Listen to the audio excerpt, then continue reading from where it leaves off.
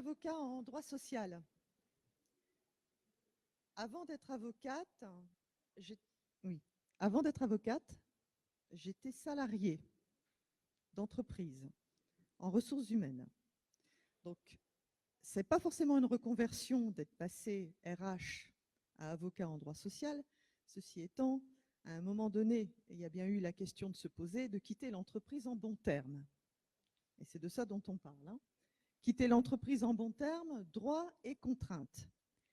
Donc j'ai déjà vécu les choses et je vais vous en parler aujourd'hui parce que très régulièrement, je reçois des salariés qui veulent créer leur entreprise ou aller travailler dans une autre entreprise et veulent quitter en bons termes. Seulement, ils se posent la question de savoir où ils en sont au niveau de leur emploi et puis comment faire pour partir en bons termes. On ne part pas toujours en bons termes, mais quand on le veut, on anticipe.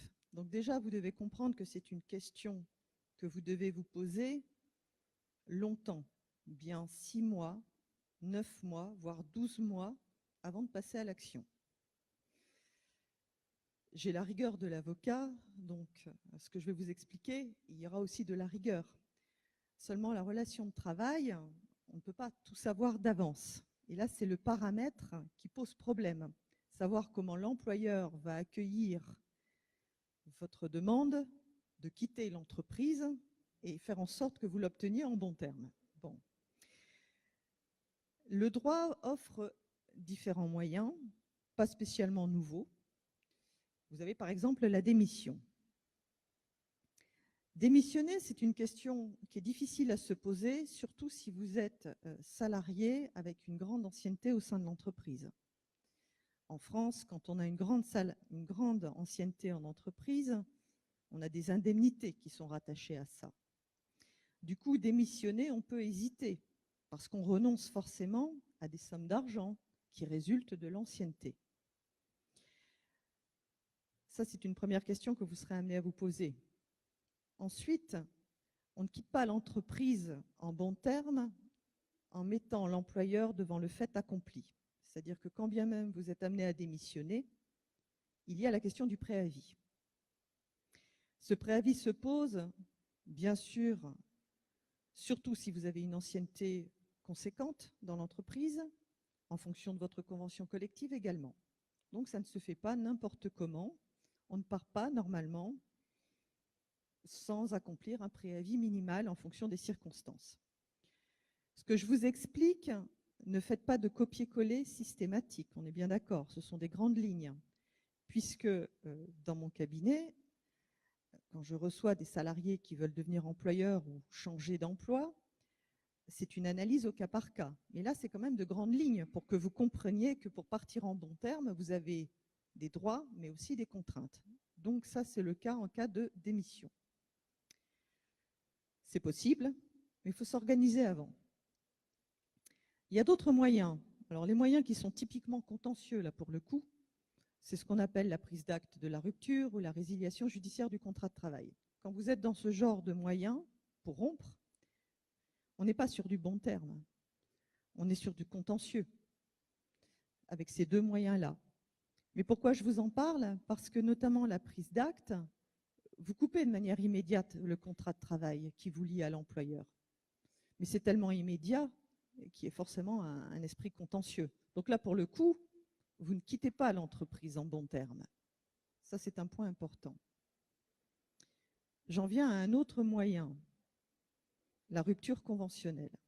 Tout le monde connaît, ça date de 2008. De mon côté, j'ai des contentieux prud'homaux, même si vous coupez la relation de travail au moyen de la rupture conventionnelle. Donc ça, sachez-le.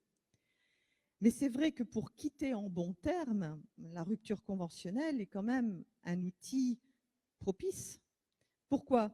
Parce qu'à un moment donné, il faut bien recueillir l'accord de l'employeur.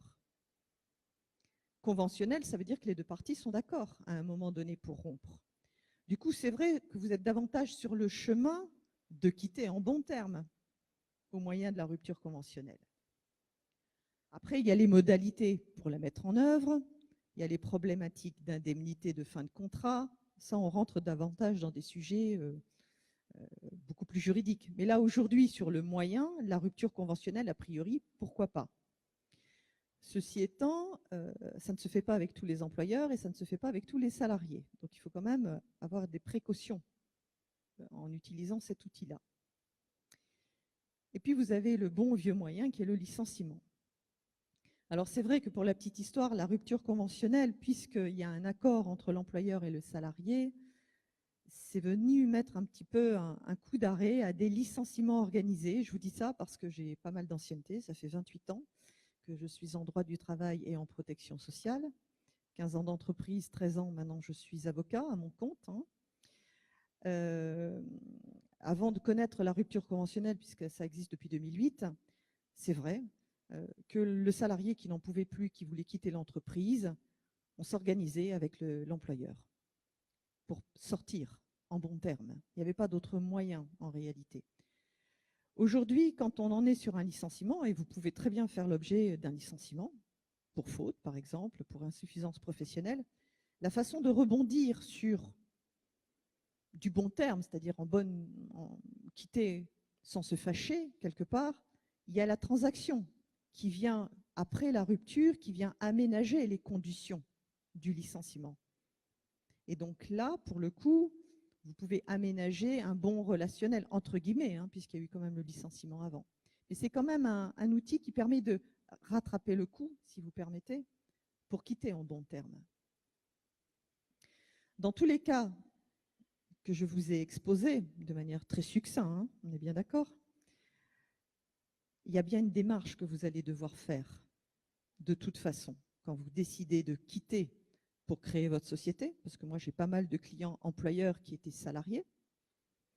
J'ai aussi des salariés qui veulent rebondir sur un autre emploi. Mais dans tous les cas, il va falloir faire le premier pas. Il va falloir aller voir l'employeur et de dire, voilà, écoutez, maintenant je veux sortir de l'entreprise, sortir en bon terme. Est-ce qu'on peut se mettre d'accord? Et ce n'est pas évident.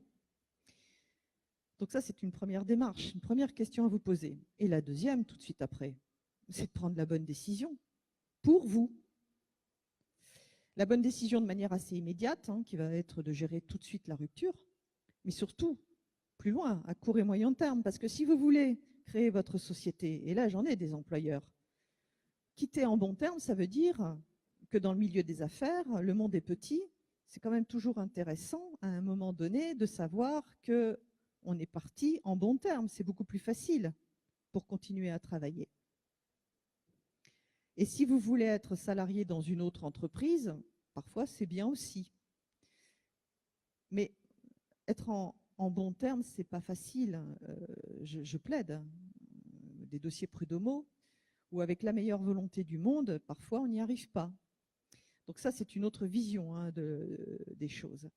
Mais de toute façon, quel que soit ce qui peut se passer pour vous, c'est pour ça ne jouez pas l'apprenti sorcier, je vous donne des grandes lignes, mais vous ne pouvez pas vous dispenser à un moment donné d'aller voir un avocat qui fait du droit social, parce que le droit est quand même complexe, il faut se ranger à des domaines, pour un moment dire voilà ce que je veux faire, et c'est ce qui se passe dans mon cabinet, je veux créer ma société, voilà, où j'en suis dans ma situation, dites-le moi, faites-moi l'analyse juridique, donnez-moi des moyens, de manière à ce que je puisse avoir les idées claires pour aller présenter ma demande à l'employeur, parce qu'il faut avoir les idées claires.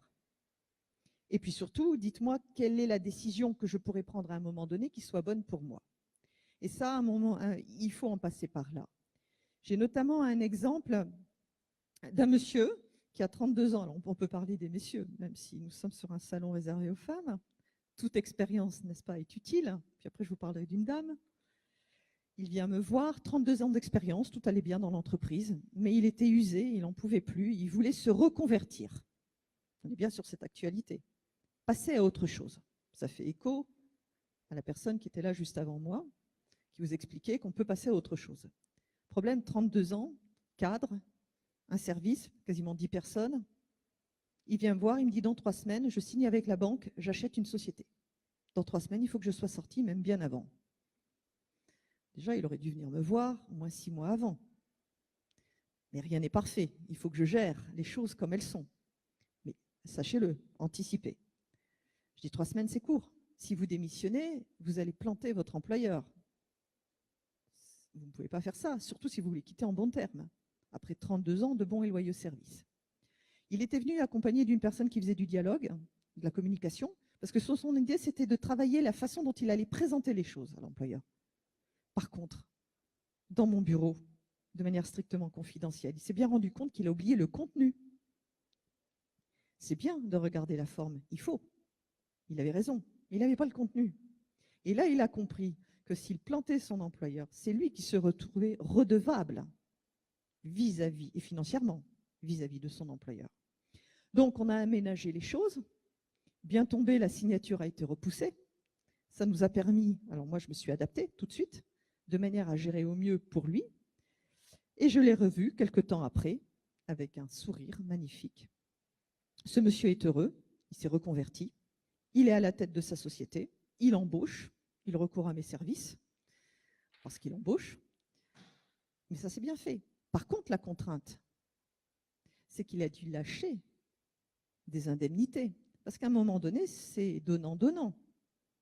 Si vous voulez négocier pour partir vite, à un moment donné, vous êtes obligé de lâcher quelque chose. Et donc, si vous êtes dans ces cas de figure, vous aussi, vous devez vous préparer à l'idée de dire, mais qu'est-ce que je suis prête à concéder à un moment donné? Donc, plus vite vous allez voir un professionnel du droit, et notamment un avocat en droit social, qui à un moment donné va faire une analyse qui vous appartient à vous, de manière à réfléchir et à prendre la bonne décision. Parce qu'à un moment donné, vous êtes obligé de lâcher si vous voulez aller un peu vite ou trop vite. Et l'autre cas que j'ai, c'est une dame qui travaillait dans les douanes. Donc ça, c'est un poste qui est très recherché, dans la mesure où, sauf erreur de ma part, il n'y a pas de formation. Hein, c'est des formations maison, on apprend sur le tas. Donc ce sont des salariés qui sont bien payés, mais un métier compliqué, et on ne les trouve pas sous le pied d'un sabot de cheval. Et donc, en l'occurrence, elle avait un autre emploi qui l'attendait avec de belles perspectives, un poste à responsabilité, un salaire beaucoup plus élevé. Par contre, l'autre employeur lui posait absolument l'obligation d'arriver à telle date. Et l'employeur où elle était employée ne voulait pas qu'elle parte. Donc, elle avait beau avancer sur le sujet pour présenter la rupture en bons termes, elle n'y arrivait pas. Seule, elle n'y arrivait pas. Donc, je l'ai aidée. Et d'ailleurs, c'est un de mes clients employeurs qui me l'a dirigé. C'était une de ses amies. Parce que, comme je défends aussi l'employeur, beaucoup d'ailleurs, c'est intéressant, en plus avec mon passé en ressources humaines, de pouvoir gérer aussi comment les choses peuvent aller dans le meilleur sens des deux parties. Parce qu'une entreprise, c'est ça, à un moment donné, il faut que ça reste constructif. Et donc, du coup, je l'ai aidée à se séparer de l'employeur qui ne voulait pas qu'elle quitte. Et là, ce sont des échanges un peu particuliers, mais on y est arrivé. Et elle a quitté en bons termes. Mais pour vous dire, ça se prépare, ça se réfléchit. Il ne faut pas y aller comme ça au hasard. Prenez le temps de définir ce que vous voulez faire de votre vie professionnelle, surtout si vous créez une société ou si vous voulez rester salarié. Et à partir de là, construisez à partir de là où vous êtes, à un instant T. Ça, c'est important. Et le droit va vous donner des outils. Parce que comme vous avez une relation contractuelle qui crée un lien, puisque vous êtes tous censés être salariés, si vous en êtes là aujourd'hui à être présent et m'écouter, c'est qu'il y a un contrat qui court, il y a des obligations de part et d'autre. Voilà. Je suppose que je suis dans les temps. Si vous avez des questions.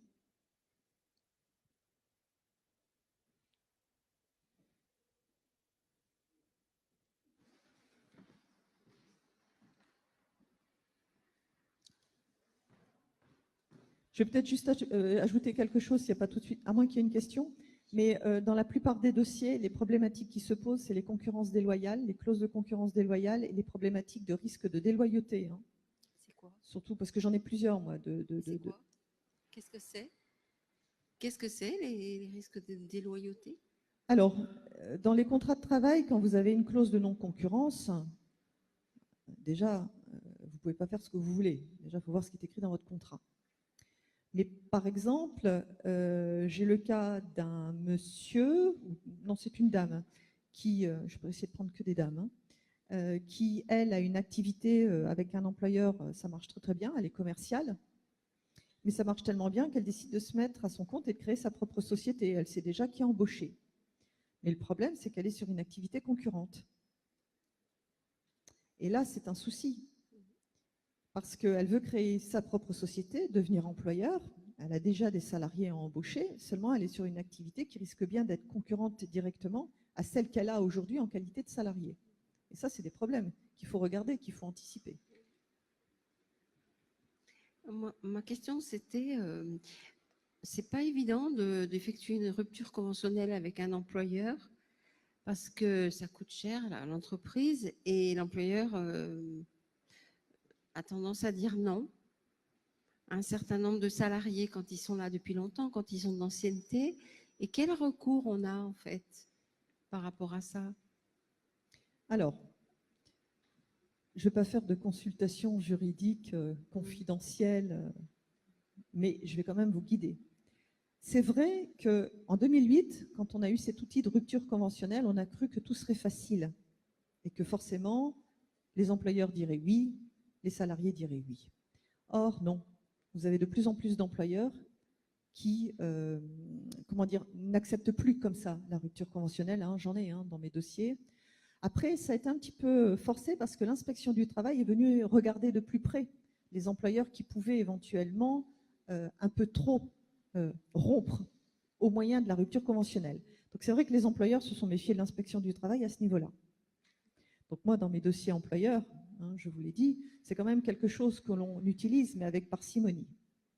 Après, pour forcer un employeur à accepter votre rupture conventionnelle, c'est vrai qu'il y a des moyens par le biais d'avocats. Je suis obligée de vous le dire, parce que vous, tout seul, à un moment donné, vous serez forcément... À un moment donné, il faut vous faire aider par un professionnel du droit, parce que vous devez savoir jusqu'où vous pouvez aller pour forcer les choses. Et puis peut-être que vous n'avez peut-être pas employé l'argument que l'employeur pourrait entendre pour éventuellement vous dire oui, j'accepte, à certaines conditions, certes, mais j'accepte. Et là, justement, le rôle de l'avocat, c'est d'objectiver, de prendre une distance, de mettre à plat votre situation, en respectant ce que vous voulez, bien évidemment, puisque si vous voulez rompre, vous voulez rompre, mais c'est d'y regarder quand même de manière strictement objective et de voir peut-être l'argument qui pourrait vous aider à obtenir ce que vous voulez. Parce que moi, j'ai remarqué que dans une entreprise, l'employeur a tendance à effectuer une rupture conventionnelle de contrat avec des gens qui ont peu d'ancienneté ou qui travaillent à temps partiel, parce que du coup, ça ne lui fait pas beaucoup d'indemnités à verser. J'ai de tout, moi, dans les dossiers. Côté employeur, effectivement, moi, j'ai des ruptures conventionnelles, quelle que soit l'ancienneté. D'accord.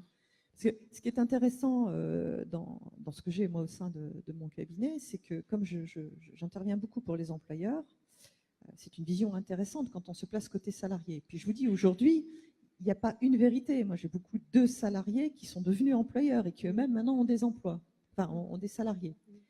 Après, j'ai une partie effectivement peut-être plus faible, mais de salariés qui effectivement viennent me voir en disant « j'aimerais bien rompre au moyen d'une rupture conventionnelle, mais c'est difficile ». Après, ça dépend d'une entreprise à l'autre. Les options pour refuser ou les options pour accepter relèvent de leur propre stratégie d'entreprise. Et c'est pour ça qu'en allant voir l'avocat, moi je regarde ça pour aller trouver l'argument qui à un moment donné va vous permettre d'y arriver. Mais après, d'une entreprise à l'autre... Il n'y a pas un quota dans cette loi de 2008.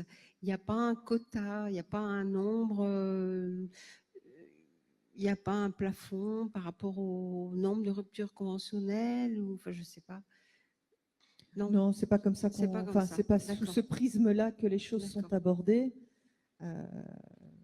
Voilà, je pense que le dialogue de toute façon est important, mais il faut une analyse qui permet d'être beaucoup plus objectif sur peut-être le bon argument qui vous permettrait d'aboutir. D'accord, je vous remercie.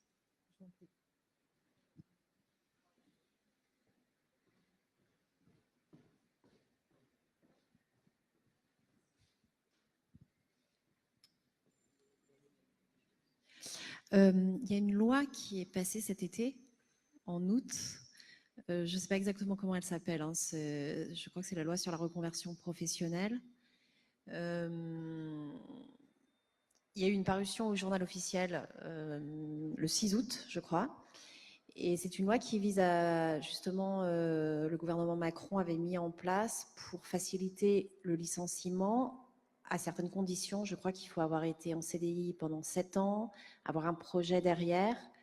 Par contre, je sais qu'il y a des décrets d'application qui doivent passer derrière et je ne sais pas où ça en est. Je pense qu'il n'y a pas eu d'avancée et qu'il faut attendre peut-être 2019. Mais est-ce que vous pouvez nous en dire plus? Est-ce que vous avez des infos là-dessus? Alors, je risque de vous décevoir, mais je ne me lance pas sur un avis sur des lois qui, en plus, dépendent de décrets d'application. Avec l'ancienneté que j'ai, puisque j'ai vécu les 35 heures, hein, j'ai travaillé avec l'équipe de Martine Aubry notamment, et puis, enfin, pour vous dire, j'ai jamais fait 35 heures, mais je les ai mises en place sur des grosses structures. Il y a beaucoup de choses qui arrivent. Là maintenant, c'est les ordonnances Macron, mais on a eu les 35 heures. Je vous fais court. Hein, on a eu avant les lois Robien, 35 heures. On a eu la loi travail, la loi El Khomri. On a les ordonnances Macron. Et pour tout vous dire, nous courons un peu pour savoir comment vont vivre ces lois. Mais là, il y a une prudence de toute façon, et c'est pour ça que malheureusement, je ne vais pas pouvoir vous répondre, c'est que c'est les décrets d'application qui, à un moment donné, permettent de savoir ce qu'on va faire d'une loi, d'un point de vue pratico-pratique. Je veux dire par là, mon rôle, je l'imagine comme un entonnoir, voyez-vous. En haut de l'entonnoir, il y a le législateur avec les lois, et plus on descend, plus on en arrive au petit bout. Le petit bout, c'est nous, c'est vous, c'est moi. On est au même niveau. Et à un moment donné, il faut mettre en œuvre de manière pratico-pratique dans la relation de travail ce qui est décidé très très haut. Et les décrets d'application permettent cela. Donc je ne vais pas me lancer effectivement sur une loi qui en plus, en plein durant mes vacances. Et c'est hasardeux. Je ne peux pas partir sur un raisonnement alors qu'il y a des décrets d'application. Et vous savez, beaucoup de mes clients m'appellent en disant « Ah, Maître Vecchio, il paraît que j'ai entendu à la télé, j'ai entendu à la radio. Bon, alors qu'est-ce qu'on fait dans ce dossier ?» D'abord, on va se calmer. Parce que déjà, moi, je vais attendre que la loi soit publiée et je vais attendre les décrets d'application. Parce qu'effectivement, il y a un cheminement juridique à respecter pour après mettre en œuvre de manière mise en œuvre, hein, pratico-pratique. Sachant que moi, je ne fais que de la stratégie, quasiment. Je veux dire, quand on m'appelle, ce n'est pas uniquement pour dire, voilà, la règle de droit, c'est ça. C'est à un moment donné, ok, la règle de droit, c'est ça, mais qu'est-ce qu'on en fait par rapport à votre cas, à vous? Donc là, j'ai besoin des décrets d'application. On se voit l'année prochaine ou après. Merci.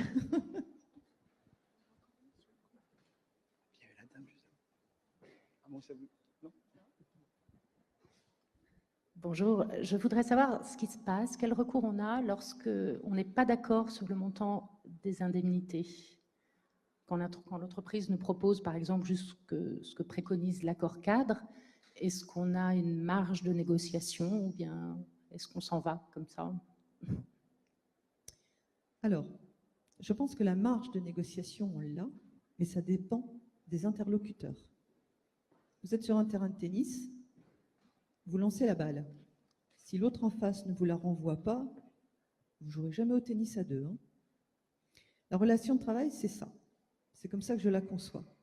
Donc quand vous êtes insatisfaite du montant des indemnités, il faut déjà regarder pourquoi vous soutenez que l'indemnité doit être supérieure, je suppose, à ce qu'on entend vous verser.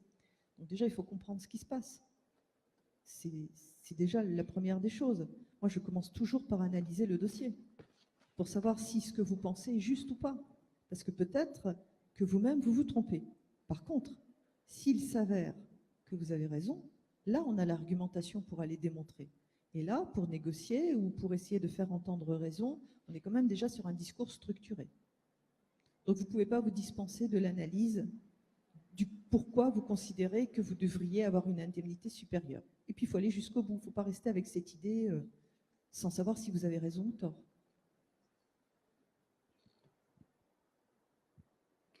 Oui, je voudrais savoir, parce qu'en fait, bon, je ne veux pas m'avancer et dire la majorité, mais il y a quand même beaucoup d'entreprises qui, si vous venez les voir en leur disant que vous voulez partir, ils préfèrent franchement que vous démissionniez, ça leur coûte moins cher, ça les ennuie moins, en plus de l'ennui que vous leur posez en partant.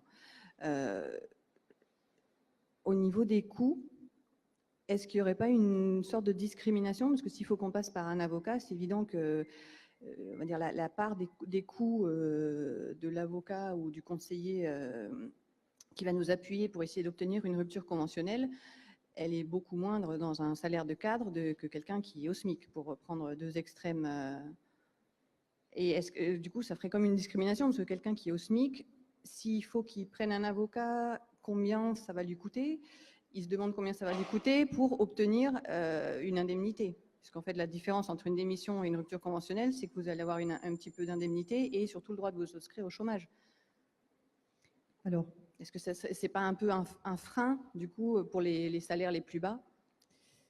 alors ça, on quitte un peu le sujet. Hein, c'est une réflexion qui, de toute façon, se pose même... Ou est-ce que vous pouvez nous donner, de par votre expérience, vous dire, après, c'est peut-être une image que je me fais moi, que ça va coûter très très cher ou Non, alors très très cher, tout est relatif. Hein.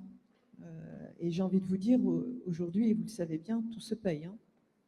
Votre lave-vaisselle est en panne. D'ailleurs, dernièrement, on m'a dit, écoutez, c'est 160 € pour que je vienne, et après on voit le coût de la réparation. Bon, donc j'ai changé de lave-vaisselle, d'accord? Mais ça veut dire que tout se paye. On est bien d'accord. Parce que derrière, vous avez une prestation. Au sein de la profession d'avocat, on sait très bien qu'il y a différents avocats, qu'il y a différentes tarifications. Donc vous avez aussi la liberté de solliciter l'avocat qui vous conviendra au niveau de la tarification.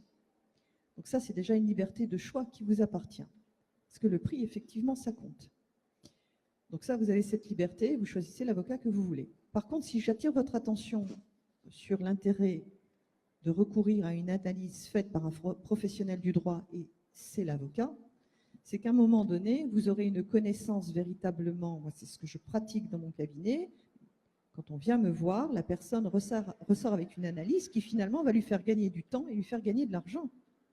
Et ça, il ne faut pas l'oublier, parce que maintenant, la question de se dire il faut mettre un coût, il faut payer, et pas tous les salariés peuvent se le permettre, vous avez la liberté d'aller solliciter l'avocat que vous voudrez avec la tarification qui vous conviendra.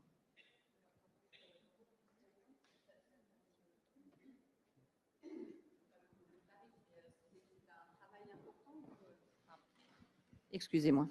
Je voulais dire, dans votre expérience, sans vous demander d'entrer dans le détail de vos tarifs, c'est un travail important ou c'est une aide que quelqu'un qu'on consulte ou je veux dire, passer par un avocat pour se faire aider, est-ce que c'est quelque chose de quelques consultations ou c'est quelque chose où c'est un process qui va prendre 3 heures enfin 3 ans et je vais vous répondre. Hein. Je m'excuse de regarder ma montre, mais c'est parce qu'on a des timings imposés, donc je voudrais vous répondre. Vous savez, la question que vous vous posez côté salarié, elle se pose aussi côté employeur. Dans ma clientèle, j'ai le simple artisan avec un salarié jusqu'à la multinationale. J'ai beaucoup de très petites entreprises qui font de beaux chiffres d'affaires tout à fait respectables et des PME. Mais eux aussi sont sur ce même raisonnement. On est bien d'accord. Après, de savoir que l'on soit employeur, salarié, quelle est la tarification et combien de temps ça prendrait, je vais vous répondre par une autre question. Quand vous voulez construire une villa avec piscine, ou alors si vous voulez construire une maison tout à fait modeste, vous faites passer un professionnel du bâtiment, il va vous faire un devis et vous aviserez. Donc chez l'employeur, chez l'avocat, vous pouvez aussi avoir une idée du coût. Par contre, le coût de la prestation sera en rapport direct avec ce qui est à faire dans votre dossier, au même titre qu'une maison. Pareil pour une voiture. Quand vous achetez une voiture, le prix de la voiture est en rapport avec ce que vous achetez. Alors, je ne détourne pas la question, mais je viens de l'entreprise, je vous l'ai dit, et moi je fonctionne comme ça. C'est-à-dire qu'à un moment donné, une prestation, il y a un coût, mais derrière le coût, il y a la prestation. Et moi, j'hésite pas de toute façon même à faire des devis, alors des estimations, on va dire. Parce que comme nous sommes sur une relation de travail, il ne faut pas oublier que la relation de travail, qu'est-ce qui la caractérise? C'est l'élément psychologique.